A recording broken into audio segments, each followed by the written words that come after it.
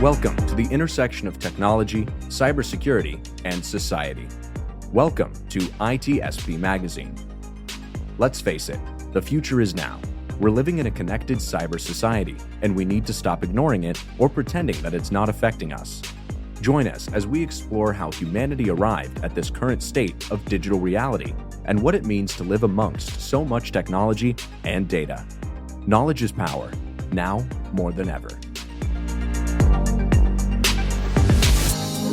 Black Cloak provides concierge cybersecurity protection to corporate executives and high net worth individuals to protect against hacking, reputational loss, financial loss, and the impact of a corporate data breach. Learn more at blackcloak.io. BugCrowd's award-winning platform combines actionable contextual intelligence with the skill and experience of the world's most elite hackers to help leading organizations identify and fix vulnerabilities, protect customers, and make the digitally connected world a safer place. Learn more at bugcrowd.com. Devo unlocks the full value of machine data for the world's most instrumented enterprises. The Devo Data Analytics Platform addresses the explosion in volume of machine data and the crushing demands of algorithms and automation. Learn more at devo.com.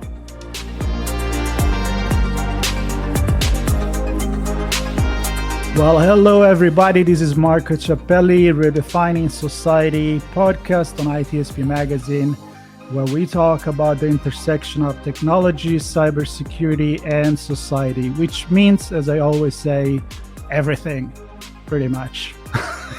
If I want to talk about anything, I can have the excuse to do so. But today, actually, I'm very excited about this conversation for a couple of reasons. One is a co-mentor at the Mentor Project, where I dedicate some of my time, and I had the opportunity to meet so many amazing people there. And the other reason is the topic, because Bruce Wiley, which is my guest. Hi, Bruce. How are you doing? Hi, Marco. Glad to be here. Yeah, I just wanted people to hear the voice, that for those that are listening to the audio, that I'm not pretending to be by myself here with someone. For the people watching, of course, they see that you're actually there.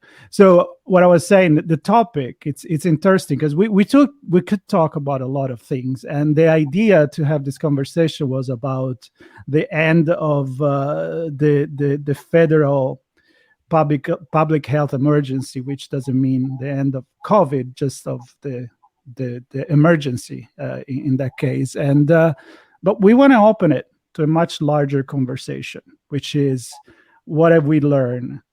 What if and when? And what are we going to do when a situation similar to the pandemic happen, but also embrace the role of technology in the healthcare, in policies, and overall, what is it doing to our humanity, and how are we living what I think a better life, and despite the fact that the news are always pointing the finger to all the bad things that AI and technology do. So this is me talking for 2 minutes, and this is Bruce, that I'm going to let him introduce himself, because he will do a much, much better job than myself.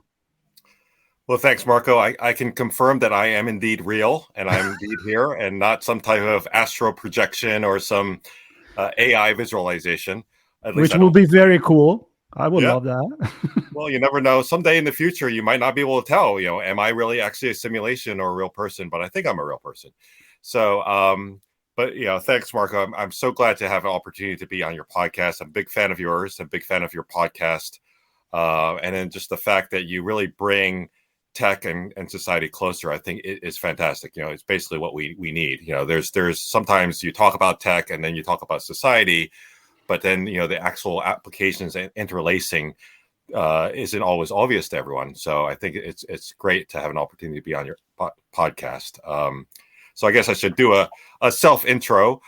So I have to remember who I am. Let's see. So I'll think for a second. But yeah, I guess I wear multiple hats. I'm a professor at City University of New York, School of Public Health. And there I run a center, which is called the Center for Advanced Technology and Communications in Health, which spells out to be CATCH. So we develop and implement different types of technologies for healthcare, and public health. I also executive director of FICO, which is our research group that I moved over from Johns Hopkins, where I was previously. And in addition, I also cover healthcare and science for Forbes, and also write as a journalist and for other publications.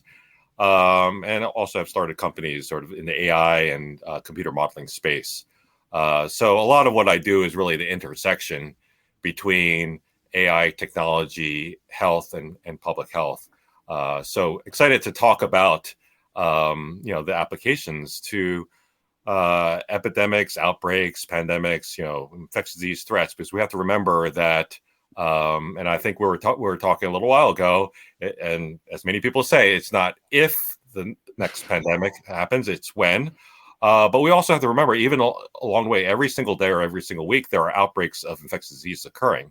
So it's not something, this is not one of these things you can just turn it off and then turn it on the next time you see a pandemic. It's not like a TV show, but you actually have to keep thinking about it. And I think the COVID-19 pandemic, I like to always say, really uncovered a lot of the challenges or problems that we have in our society. It didn't necessarily create new challenges. It actually uncovered a lot of existing challenges. So we have to really learn from this pandemic if we're really going to go full circle in terms of, making use of history and really improving ourselves as a society.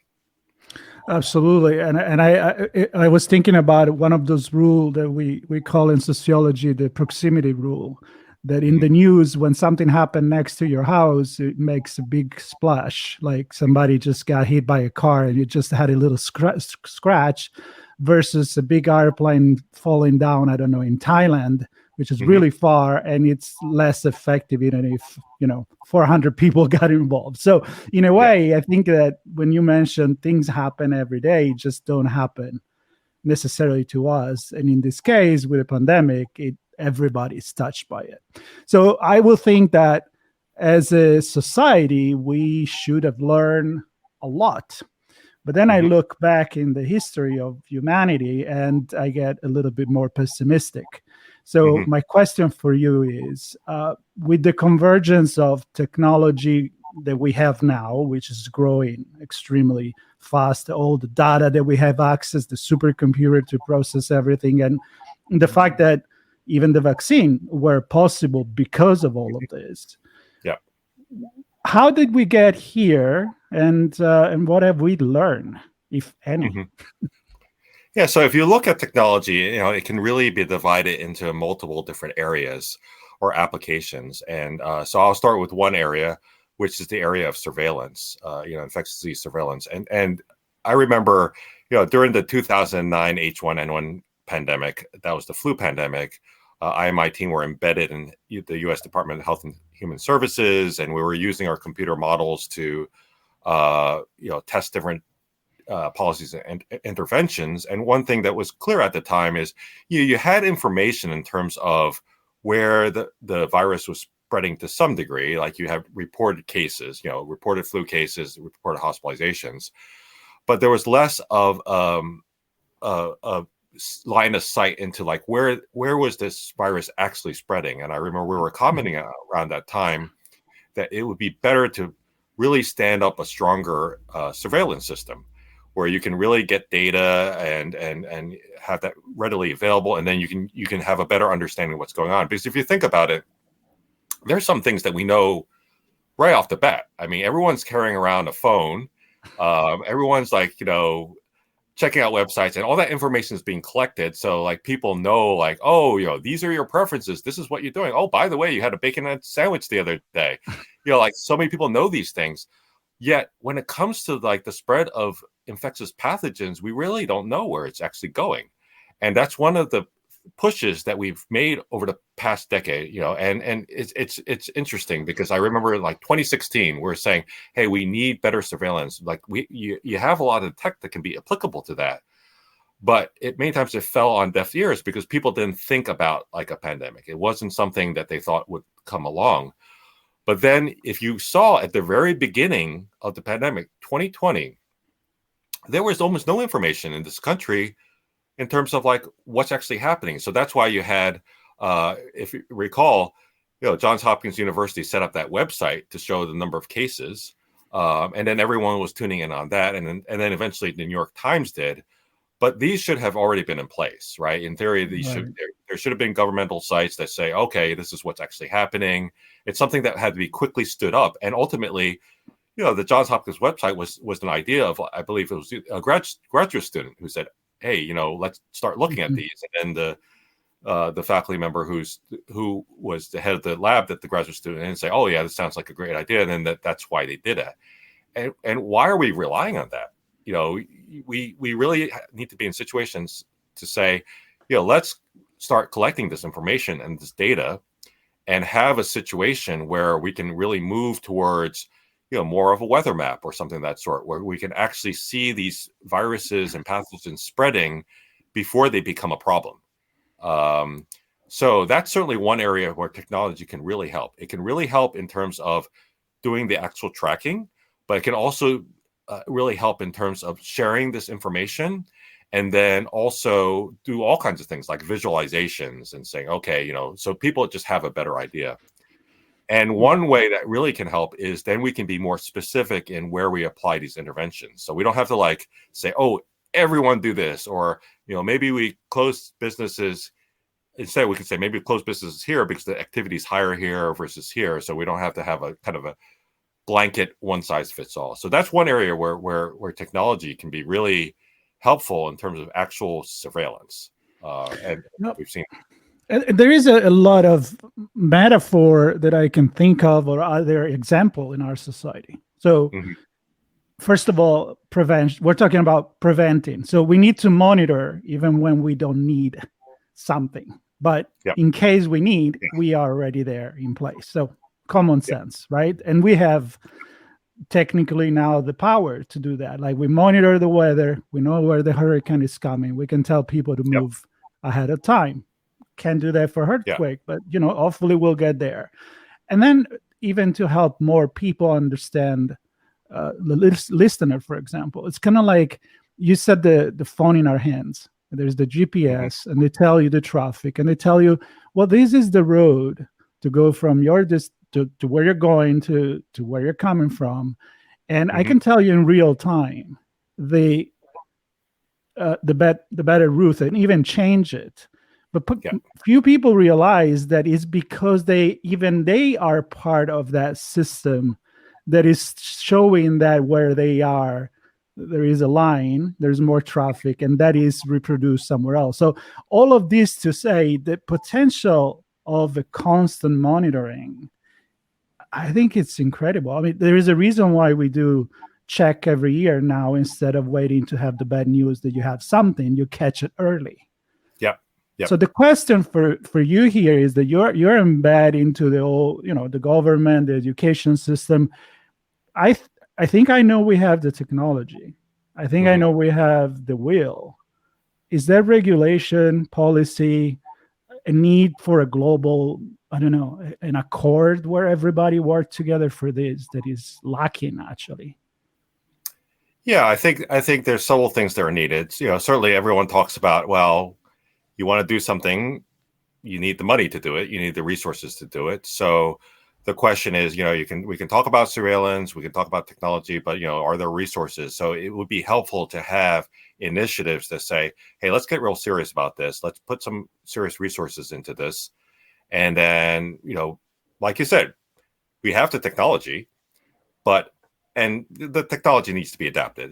We can't take technology where you're like measuring where donut stores are located and then immediately apply it to infectious pathogens. There are differences, so there's going to be some development that's actually needed, but one is resources. And then when we talk about will, there's a difference between will and will, meaning like let's really do this.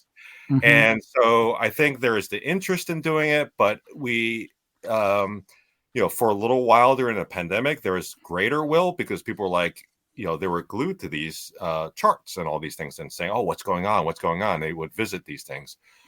but there isn't the same will when that's not occurring, where there isn't that immediate, like, okay, this will tell me exactly what to do right now. Because we all know, like, when it comes to medicine, for instance, if you're like bleeding, you're like, okay, I need a Band-Aid. Give me a Band-Aid right now. Mhm. But if someone tells you, oh, hey, you better eat better, or that type of stuff, that may or may not work until someone actually has a crisis.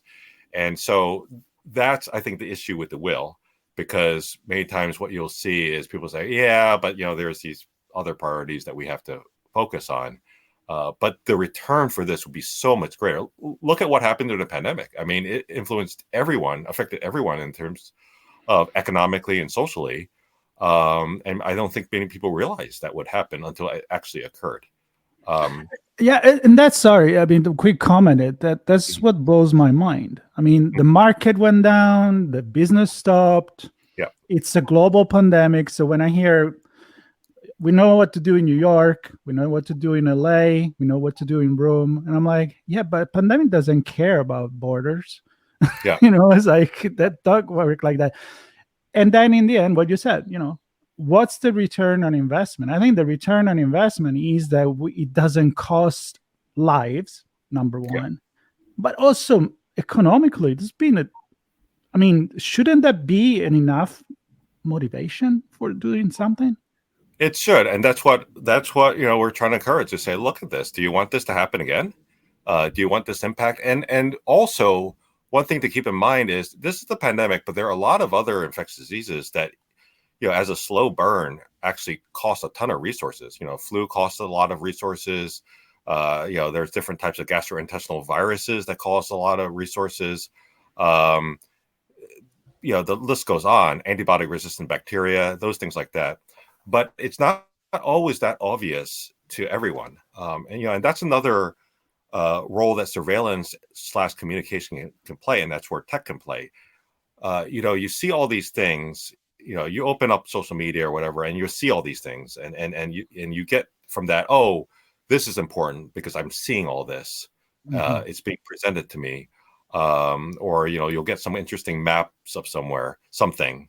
I saw a map the other day which basically said, here's the most popular curse words in each location. Okay, we may not need surveillance for that, but now I know that. So similarly, surveillance plays a role tech-wise to say, how can you present this information to people so they understand the importance and value of it as well. So that's another place tech can play a role, because it's not that easy in simple format. Like, I can sit here and tell you something, but tech has the opportunity to really kind of show things in different ways, and help people really understand something. So I think that's a very important role with tech as well, that information. So yeah, you talk about the impact, and we know the impact, but then that quickly fades. We don't think about it, the next day or 2 days or so. So human, such a human thing to do. Let's dig a little deeper in the technology. So blow us our mind with the things that we can do now. So I think that just people opening and starting to play with ChatGPT, it could blow people's mind. I know I'm having a lot of fun with it, but this is for writing. But he also writes code. It can help. I was listening to somebody talk about the application in medicine to actually find a component for creating new drugs, because you create tests and scenario that you don't actually need to develop. You do it virtually. So tell us a little bit about the edge of technology that things that we can do now if we want to. So if we think about decision making and assessment, right, it's a lot easier for us as humans to make a decision where there's like a single cause, single effect. There's a chair, I want to move it to the other side so I can reach something. That's simple. You just move the chair and then you step on it and you've got it. But when things start becoming more complex, second degree, third degree, fourth degree effects, and a lot of indirect effects, then it gets more difficult. And it doesn't matter how much experience or how brilliant someone is, you get to a point where humans, it's just struggle to pull all these different things together. And that's really where a lot of AI and computer modeling and all these different types of approaches can be very helpful. Because when it comes to, and we've seen it during this pandemic, we've seen that one of the challenges is like each stage, there's been a heavily focus on one thing, when you, in actuality, you need to bring all these different things together. Because if you recall, early 2020, it was like flatten curve, flatten the curve, flatten the curve. Then a month later, it was like testing. And then contact tracing. And then masks. And then vaccine, right? So it was just, you're focusing on one thing at once, but like what you really need to do is like a combination of these things in different ways. And that's tough for people to, again, it's nothing about how intelligent someone is or how much experience someone is. As humans, it's just tough for us to do. And this is a role that this is where computers and AI and all those things can really play a role. And that's one of the things that we do, is to try to develop these different types of algorithms which can help with decision making. It happens in the weather, right? And it also happens with whenever you're sending a rocket into space. It's not just all humans making all these decisions. You've got computers trying to figure out the optimal design of the rocket. What should the path be and those things like that. So why can't we do it in health and public health? Yeah, and just to make an example, this is stuff that, talk about space exploration. That was stuff that NASA was using in the 60s. I mean, 1968's Apollo 8, it wasn't the human, the pilot deciding that how much trust to give to enter into the lunar gravitational field versus how to get out of it. It's been going on. It's not like AI and algorithm just all of a sudden appears, which may be a scary thing for people. But we need to understand that it's already doing so much job and so much work behind the scene, and it's been doing it for 50, 60 years at this point, right? Absolutely. I think we've been doing this AI and computer modeling work, for the past 20 years in many areas, including like infectious disease and outbreaks and epidemics. And I think, for a while, it was tougher to get traction because people sort of say, people are very old school about it. Like, if I don't see it, I don't believe it, right? It's sort of like, I see something right in front, okay, therefore I believe it. But if something is in silico, I don't know if I believe it. And I remember when, we were starting off doing that work, no one, like, if people said AI at the time, most people would say, are you talking about Allen Iverson? They didn't know what it is. Now it's becoming more common in parlance. So I think this is an opportunity, because we are not in the same place that we were 15, 20 years ago, when we had to try to explain to people what exactly we were doing with the computer. Now, I think people are becoming more familiar with it, which is good. And then when we talk about our work, it's resonating a little more, but there's still a ways to go. And there's still lots of things that can be done. So. Can you give us, to the audience, a couple of examples of an application that it's maybe in everyday's life, in the way you run a hospital or a preventative care, that it actually has its origin and the engine is data and artificial intelligence, computing, modeling, and all that you do, so that it's not just something up in the air, but it's like, look, this is happening. This is where you can touch it. You can't really touch it, but you know what I mean? Yeah, I mean, one of the things that we've done, I can give a public health example and hospital examples and things like that. So, a public health example, as I mentioned, during the 2009 H1N1 pandemic, we were embedded in Health and Human Services. So we created a model of the entire United States. It was an agent-based model, and it basically represented all of the people within the U.S. And what we would do is we would simulate the spread of flu. So we would take data of like where we thought cases were and simulate the spread of it. And then we could layer on different interventions, because we could say, early on, there's the question arose in the government: should schools be closed? I think a lot of people don't realize that, but back in 2009, some of these things are being considered.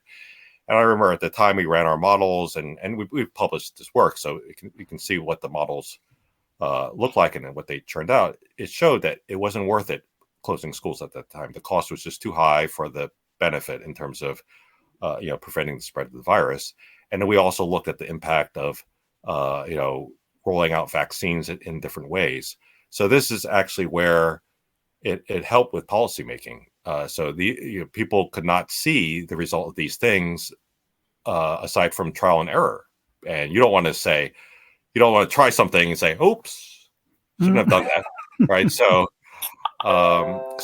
we've done that with each of the different outbreaks. We did that during the Zika outbreak. We provided numbers to Congress in terms of anticipated cases and anticipated costs and those things like that. So this is something that's been increasing steadily within health and public health, the use of computer models and algorithms to figure these things out. And then, sometimes when you have different possibilities, you also need computer algorithms. You run the models and you need computer algorithms to figure out which possibility is the best, because this is a multi-optimization situation, right? In some cases, you gain here, but you may lose here. So we've used these different types of algorithms to help come up with some of these decisions, or at least aid decisions. You always want humans in the decision making. You don't want to turn it completely over. This is not like what's the I can't remember the name of that company in the Terminator movies, but it's Skynet. Skynet. There we go. Skynet. I was thinking Cyberdyne. Maybe that's another movie, but yeah, this isn't Skynet. We're not proposing Skynet, but these can be great decision support tools, and you see it in hospitals. More and more people are using computer decision support tools to help read imaging or evaluate pathology slides, or combine different data from the patient to come up with treatment suggestions and those things like that. So it is actually happening now as we speak, and it's getting better and better.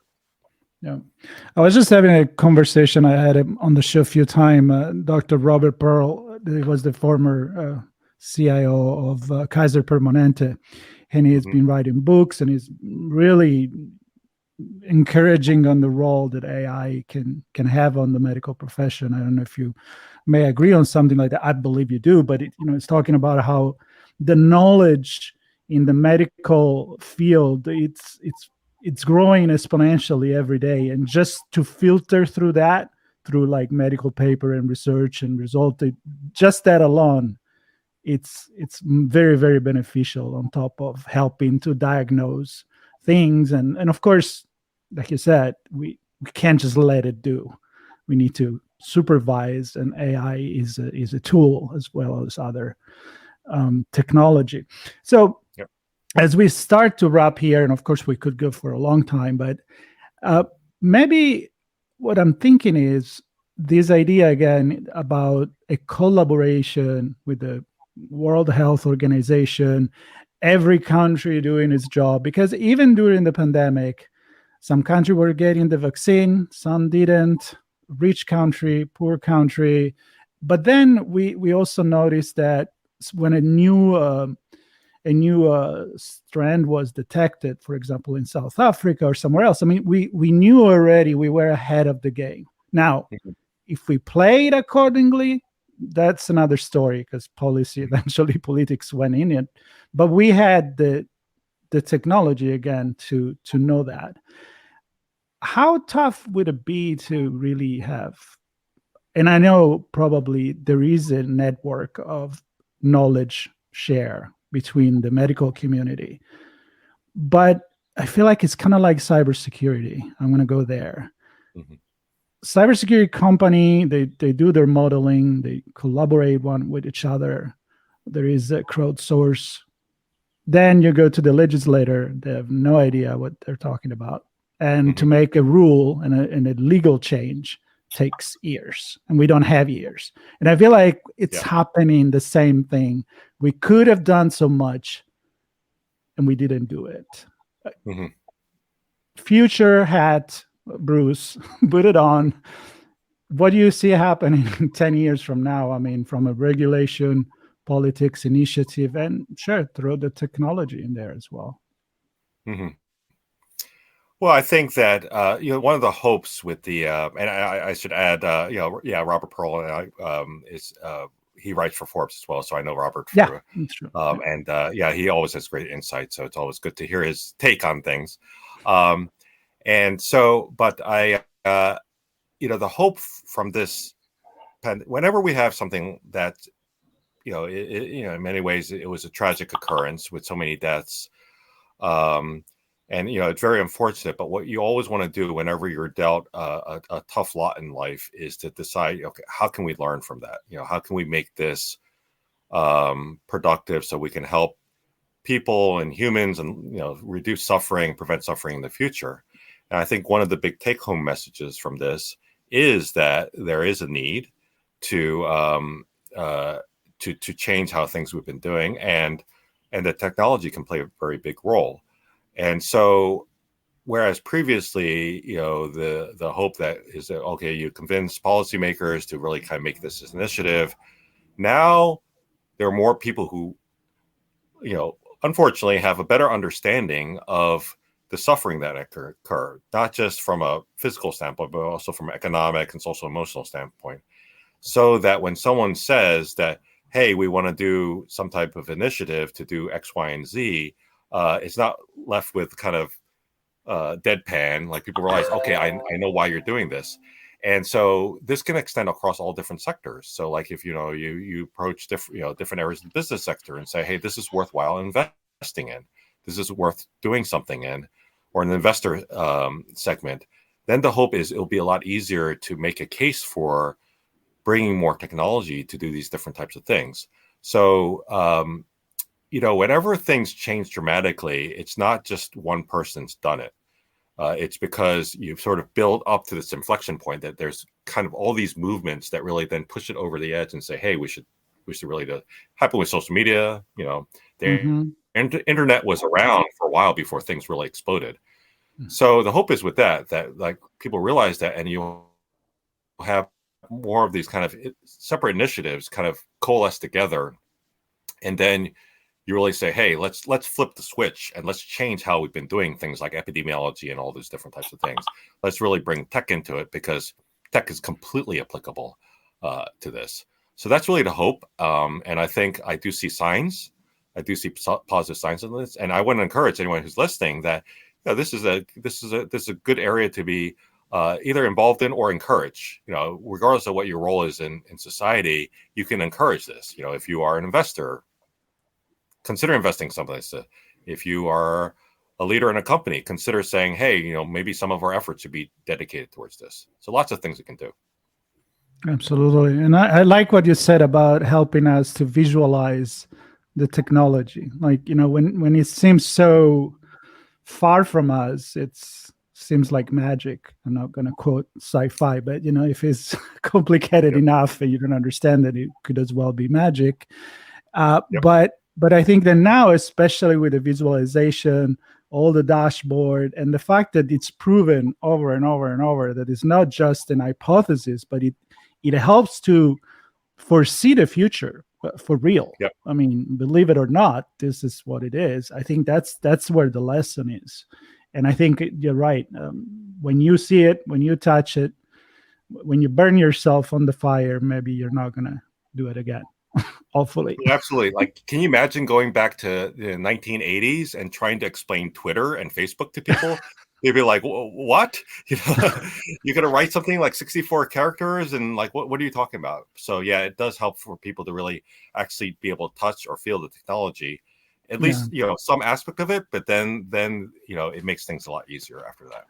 Yeah, and I have to say, as we finish here and we say goodbye, that this what you write on Forbes, the style, and I want to invite the audience to read your articles, because you talk about very serious thing, but you have a really fun way to put it out there. I know some people give you an hard time about that, but I think that the style is perfect to make it more digestible. I love that. And I want to thank you again for finding the time. I mean, clearly you're really busy to spend some time here with me. You're always welcome to come back and have these conversations. And I hope that the audience found it interesting and they think about this, because I'm not giving answer. I'm just making people think, or at least I try. And you definitely help me doing that so much. So Bruce, thank you so much. Oh, well, thanks, Marco. Like, as I mentioned, I'm a big fan of yours. I'm a big fan of this podcast. I really feel that, you're doing great things, helping everyone understand the intersection of technology and society. I mean, two huge topics, and I could talk with you for hours about this stuff. So yeah. And again, you're welcome to come back anytime. Okay. All right, cool. Thank you, everybody. Stay tuned. And in the notes, there will be links to Bruce's activities and links to the Forbes column and social media if you want to share with us, and so you can get in touch with them. Again, thank you very much. This was Redefining Society podcast on ITSP Magazine. Devo unlocks the full value of machine data for the world's most instrumented enterprises. The Devo Data Analytics Platform addresses the explosion in volume of machine data and the crushing demands of algorithms and automation. Learn more at devo.com. BugCrowd's award-winning platform combines actionable contextual intelligence with the skill and experience of the world's most elite hackers to help leading organizations identify and fix vulnerabilities, protect customers, and make the digitally connected world a safer place. Learn more at bugcrowd.com. Black Cloak provides concierge cybersecurity protection to corporate executives and high net worth individuals to protect against hacking, reputational loss, financial loss, and the impacts of a corporate data breach. Learn more at blackcloak.io. We hope you enjoyed this episode.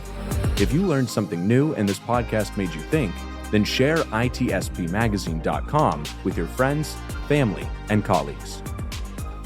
If you represent a company and wish to associate your brand with our conversations, sponsor one or more of our podcast channels. We hope you will come back for more stories and follow us on our journey. You can always find us at the intersection of technology, cybersecurity, and society.